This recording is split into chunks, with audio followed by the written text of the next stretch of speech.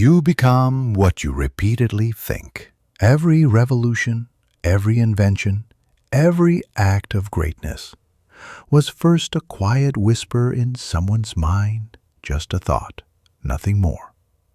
But that thought, repeated with emotion, with belief, with burning intensity, became destiny. So I ask you, what are you thinking?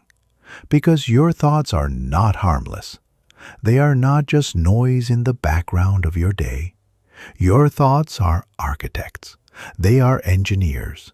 They are building your reality brick by invisible brick. Every time you dwell on weakness, you strengthen it. Every time you dwell on power, you awaken it. You become what you repeatedly think, and there is no exception to this law. It is not circumstance that shapes you. It is the lens through which you see it, and that lens is forged by thought. Edison was not born with light in his hands. He was consumed with a vision, a world no longer ruled by darkness. Every time his invention failed, he saw not defeat, but feedback, not rejection, but redirection. That was his thought pattern, his internal script, and it built a world of light for the rest of us. So again, I ask you, what is your script? If your inner dialogue were spoken aloud, would you be inspired or ashamed? Most people never change because they never challenge their thoughts. They guard their fears like family heirlooms, inherited from broken minds. They cradle their limitations like precious gems, passed down by people who quit on themselves long before they ever spoke into your life. And now you live with that weight, not because it belongs to you, but because you never questioned it. What you think, consistently and emotionally, you begin to expect. What you expect, you begin to attract. What you attract, you begin to live. And then you wonder why nothing changes. Change your thoughts and you change your trajectory. Understand this. The mind does not care if your thoughts are true or false. It simply accepts what you feed it. The subconscious does not argue, it obeys. It reflects, it creates.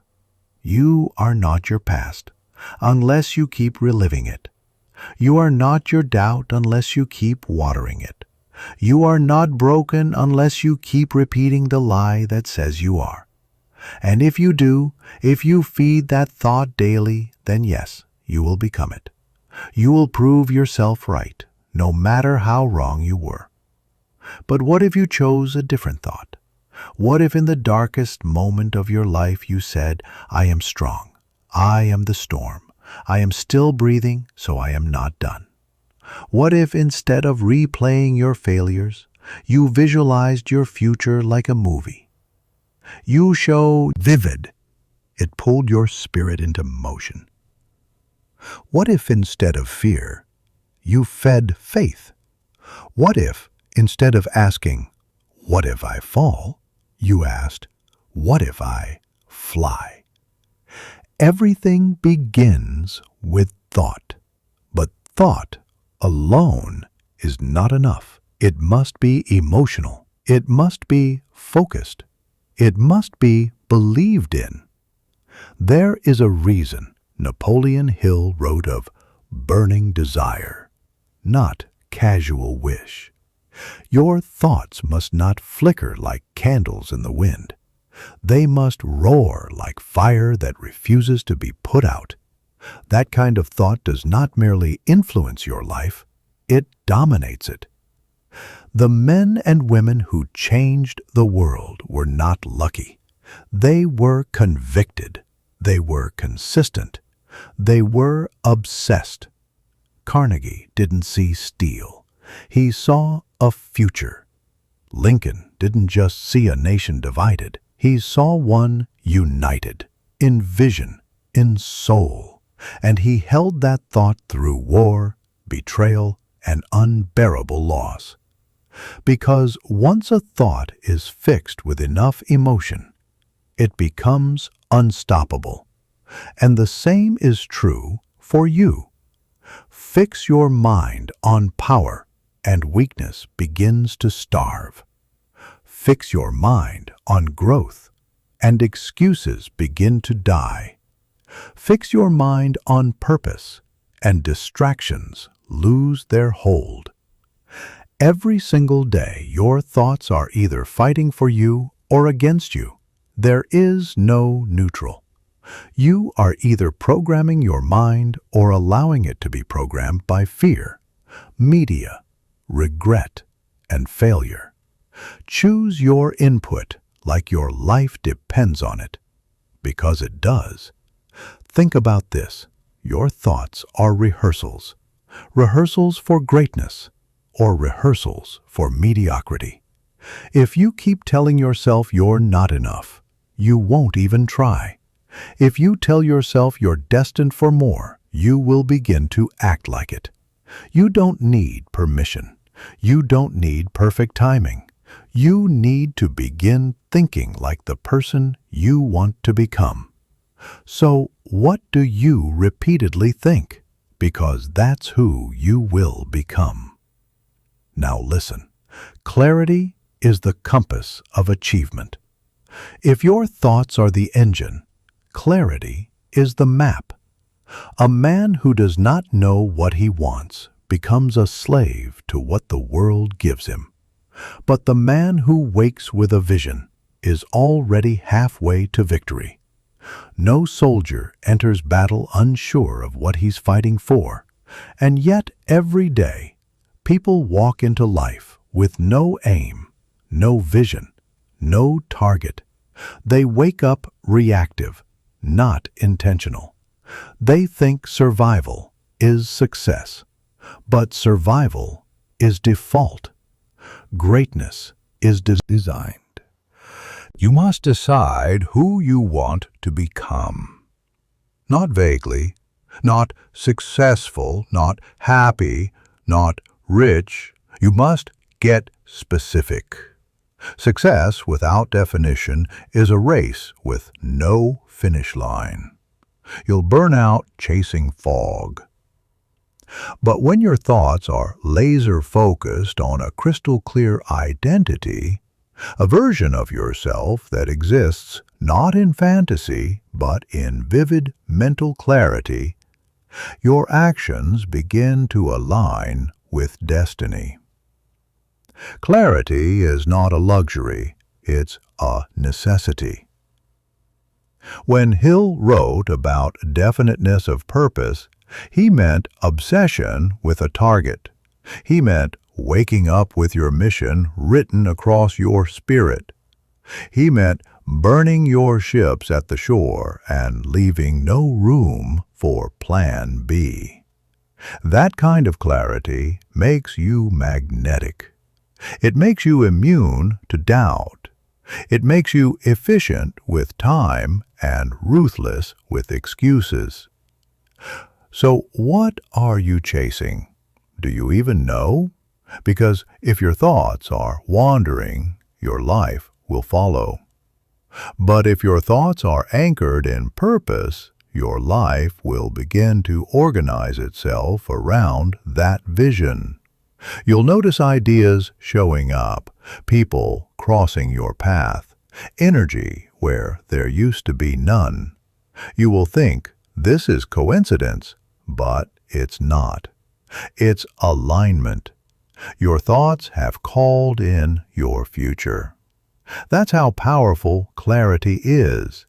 It's not enough to wish. You must see. You must believe. You must repeat that vision every day until the world believes it too. And once you see it, you must act. Discipline is the bridge between intention and reality. Everyone wants success, but few are willing to pay its price. That price is not just effort, it's repetition, it's sacrifice. It's doing what you said you would do long after the mood has left you. Discipline is not punishment, it's power.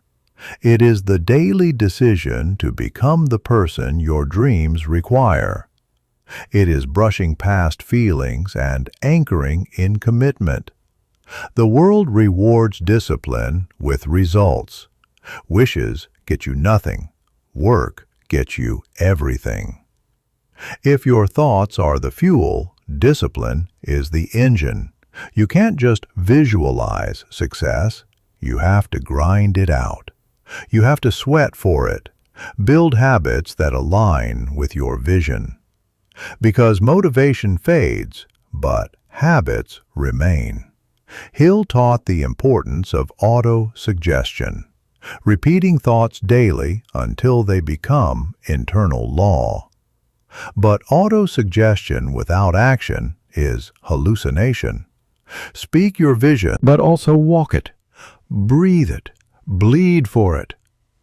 Nothing is yours until you earn it. Do you want greatness or just the idea of greatness? Do you want transformation or just temporary inspiration? Because if your actions don't match your thoughts, your life will reflect your inaction, not your intentions. This is where most people quit. In the valley between desire and discipline. But that valley is also where greatness is built, where champions are forged, where the dreamers separate from the doers. Don't look for comfort, look for character. Don't chase easy. Chase excellence. Discipline is not what you do when it's convenient. It's what you do when every cell in your body wants to stop. That's when your real identity shows up. Your thoughts can start the fire, but your actions are what keep it burning. And then comes resistance. Resilience is what you do when the storm hits, when the plan falls apart, when the door slams shut. Every champion has scars, not because they failed, but because they kept going. The road to greatness is not paved. It's jagged, it's steep, it will bruise you, bend you, break parts of you. But it will also reveal parts of you that comfort could never reach. Pain is not the enemy. Pain is the signal that growth is taking root. You must learn to adapt, to rise, to endure. Every setback contains the seeds of your next breakthrough. If you can shift your mindset in failure, you become unstoppable. When life says no, a resilient mind whispers, "Not yet." Your thoughts in those moments of adversity matter more than ever. What you repeatedly tell yourself in the face of pain becomes your new identity. Tell yourself you're finished, and you will be. Tell yourself you're built for this, and you will find strength you never imagined. Resilience is not about being unshaken. It's about rising while shaking. Adaptability is how you win in a changing world. The oak tree snaps in the wind. The reed bends and survives. Your vision must be fixed, but your methods must be flexible. You must outlast, outwork, outbelieve, because you don't rise to the level of your dreams. You fall to the level of your habits, your mindset, your inner voice. Make sure that voice is your ally, because you become what you repeatedly think. But thought alone, even when paired with discipline and resilience, is incomplete without one final ingredient: faith. Faith is the voice that speaks when logic fails. It's the inner fire that says, "I don't know how, but I know it's done." When Hill wrote that faith is the head chemist of the mind, he meant that your thoughts, mixed with belief, become alchemy. Faith transforms a desire into a reality. It takes the invisible and gives it form. It turns whispers into weapons, dreams into blueprints, ideas into impact. Faith is not passive. It's not about sitting still and hoping. It is active. It walks. It speaks. It builds. It endures. Walt Disney was told he lacked imagination. Steve Jobs was fired from his own company. Oprah was told she was unfit for television. But faith kept them moving. So when life tests you, and it will, remember this: your thoughts must be fed by vision, driven by purpose, anchored in discipline, shielded by resilience, and carried by faith. That is how mountains move. But thought alone, even when paired with discipline and resilience, is incomplete without one final ingredient: faith. The kind that stares into uncertainty and still says, "I will find a way." Faith is the voice that speaks when logic fails. It's the inner fire that says, "I don't know how, but I know it's done." Every great achiever lived from this place. They trusted something deeper than facts, deeper than the seen, deeper than the voices of doubt and the noise of fear. When Hill wrote that faith is the head chemist of the mind, he meant that your thoughts, mixed with belief, become alchemy. Faith transforms a desire into a reality. It takes the invisible and gives it form. It turns whispers into weapons, dreams into blueprints, ideas into impact. Faith is not passive. It's not about sitting still and hoping. It is active. It walks. It speaks. It builds. It endures. Walt Disney was told he lacked imagination. Steve Jobs was fired from his own company. Oprah was told she was unfit for television. But faith kept them moving. Their thoughts never stopped. Their belief never cracked. Their vision never dulled. So when life tests you, and it will, remember this: your thoughts must be fed by vision, driven by purpose, anchored in discipline, shielded by resilience, and carried by faith. That is how mountains move. That is how you rise. Because, in the end, you don't just become what you repeatedly do. You become what you repeatedly think. Then listen. If thought is where your destiny begins, then conviction is where it becomes real. Conviction is what separates those who dabble from those who dominate.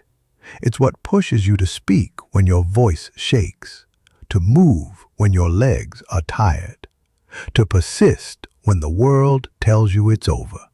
Conviction isn't loud, it's deep. It lives in the bones. It doesn't shout, it acts.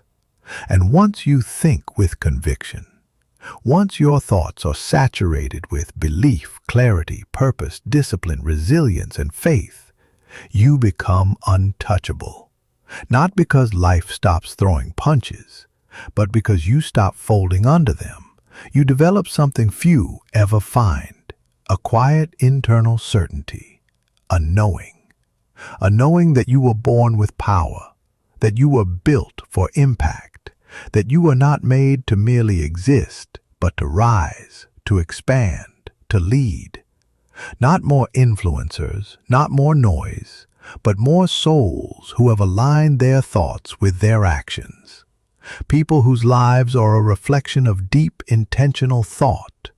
So build that life. Think like the person you want to become. Walk like them, speak like them, lead like them. And soon, you will look in the mirror and realize the world is starving for people like that. You are them. Because you don't attract what you want. You attract what you are. You attract what you think. And in a world where distraction is worshipped and mediocrity is marketed, you must make a vow to think higher, daily, ruthlessly, relentlessly. You must stand guard at the gates of your mind like your future depends on it, because it does. Think with power, think with purpose, think with patience. And when fear rises, you stare back and say, I know who I am becoming. I know what I am building. I know where I'm going. Because you've rehearsed it in your mind 1,000 times. Because you've trained your thoughts like a soldier trains his body. Because you've written your identity in fire and carved your future with intention. So let the world shake. Let the critics speak. Let the storms come. You will remain. Because you are not your circumstance. You are not your fear. You are not your past. You are your thoughts. And you become what you repeatedly think. So choose wisely, think boldly, and never stop becoming.